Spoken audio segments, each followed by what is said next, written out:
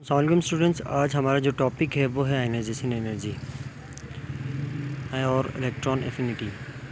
इस दो टॉपिक्स को इस वीडियो में हम आपको कोशिश करेंगे कि मैक्सिमम आपको समझा सकें। सबसे पहले है आयनाइजेशन एनर्जी किसे कहते हैं। आयनाइजेशन एनर्जी वो कम से कम तवानाई होती है जो किसी भी इलेक्ट्रॉन को निकालने के लिए चाहिए होता है।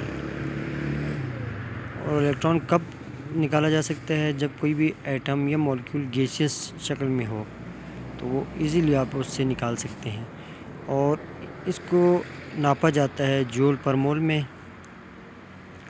आयनाइजेशन एनर्जी जो जिस चीज़ पर डिपेंड करती है वो है उसके एटॉमिक साइज़ पे और न्यूक्लियर चार्ज। आयनाइजेशन एनर्जी का मतलब क्या हो गया कि वो तवानाई जो इलेक्ट्रॉन को निकालने के लिए चाहिए। इसीलिए जैसे एक एग्ज़ाम्पल यहाँ पर हाइड्रोजन का है जिसका आयनाइजेशन एनर्जी होता है 1312 किलो जूल पर मोल। तो एक इलेक्ट्रॉन को रिमूव करने के लिए इतना उसको आयनाइजेशन एनर्जी चाहिए, तभी जाके उसके हाइड्रोजन से आउटरमोस्ट इलेक्ट्रॉन निकलेगा। जब हम इसके ट्रेंड्स की बात करते हैं पीरियड और ग्रुप में, तो पीरियड में लेफ़्ट टू राइट जब जाते हैं तो आयनाइजेशन एनर्जी बढ़ती है। इसकी वजह क्या है? क्योंकि लेफ़्ट टू राइट हमने पिछले टॉपिक्स में बताया था कि एटॉमिक साइज़ कम होता जाता है, क्योंकि उसके ऊपर जो है इलेक्ट्रॉन बढ़ते हैं, यानी चार्ज बढ़ने की वजह से फोर्स ऑफ अट्रैक्शन बढ़ती है, जिसकी वजह से एटॉमिक साइज़ कम हो जाता है। जब एटॉमिक साइज़ कम होगा, फोर्स ऑफ अट्रैक्शन की वजह से उसमें से इलेक्ट्रॉन निकालना मुश्किल हो जाएगा। तो ionization energy left to right बढ़ती जाती है। यहाँ पे स्टूडेंट्स टेबल जो 3.6 है यहाँ आपको नज़र आ रहा है। पीरियड के जो सेकंड पीरियड है उसके कुछ जैसे lithium, beryllium, boron, carbon, nitrogen, oxygen, fluorine और नियॉन। आयनाइजेशन एनर्जी नीचे आपको टेबल में शो किया हुआ है। 520 है, फिर 899 है, फिर 801 है। तो जो लेफ़्ट टू राइट जा रहे हैं आयनाइजेशन एनर्जी बढ़ रही है। इसकी रीज़न आपको पहले भी बता दिए कि क्योंकि एटॉमिक साइज़ कम होता है, इस वजह से आयनाइजेशन एनर्जी बढ़ती है, इलेक्ट्रॉन निकालना मुश्किल हो जाता है। इसी तरह स्टूडेंट्स आयनाइजेशन एनर्जी के ट्रेंड्स की बात करें ग्रुप के अंदर, तो टॉप टू बॉटम ग्रुप में जो है वो क्या हो जाता है? डिक्रीज़ हो जाता है। इसकी वजह क्या है? इसकी वजह यह है कि डाउन द ग्रुप जब जाते हैं तो नंबर ऑफ़ शेल बढ़ता है, यानी न्यूक्लियस से इलेक्ट्रॉन का फासला बढ़ता है। तो फोर्स ऑफ अट्रैक्शन जो इलेक्ट्रोस्टैटिक फोर्स है वो कम हो जाती है, जिसकी वजह से इलेक्ट्रॉन का निकालना आउटरमोस्ट से आसान हो जाता है। इस वजह से आपको टेबल 3.7 में स्टूडेंट नज़र आ रहा है।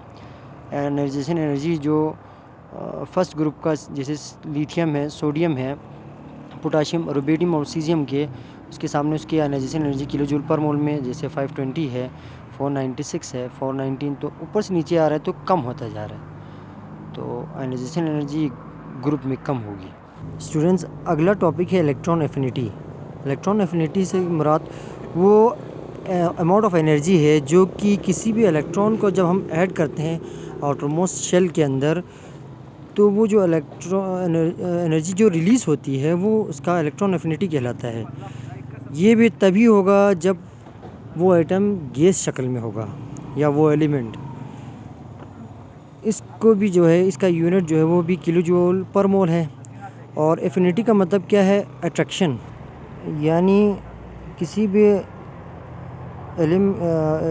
एलिमेंट का जो है इलेक्ट्रॉन को एक्सेप्ट करके एनाइन बनाना, यानी माइनस चार्ज बनना, वो इसका इलेक्ट्रॉन एफिनिटी कहलाता है। इसकी एग्जांपल जो है नीचे आपको फ्लोरीन दिया हुआ है कि जब उसमें इलेक्ट्रॉन को ऐड करते हैं तो उसके नतीजे में जो एनर्जी रिलीज़ होती है वो है 328 किलो जूल पर मोल।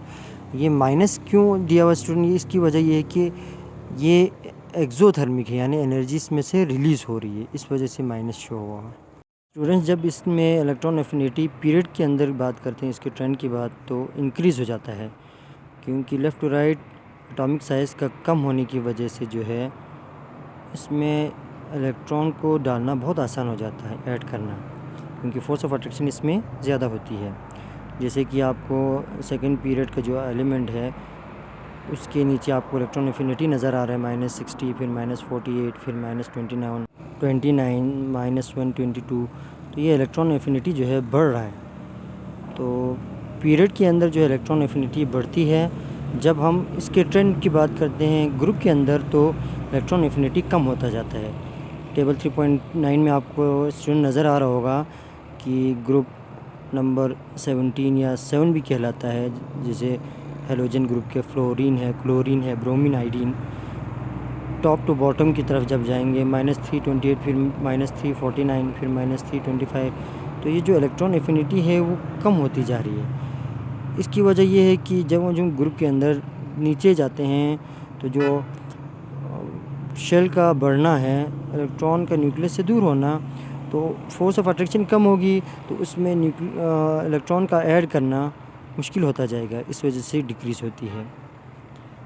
इसी वजह से जैसे कि आयोडीन का जो है आपको पता है साइज़ ब्रोमीन से काफ़ी बड़ा होता है, तो इलेक्ट्रॉन एफिनिटी जो है इसी वजह से कम है ब्रोमीन से आयोडीन का। तो उम्मीद है स्टूडेंट आपको ये टॉपिक अच्छे से समझ में आ गया होगा। कोई क्वेश्चन हो तो आप कमेंट सेक्शन में लाजमी लिखें। अल्लाह हाफ़िज़।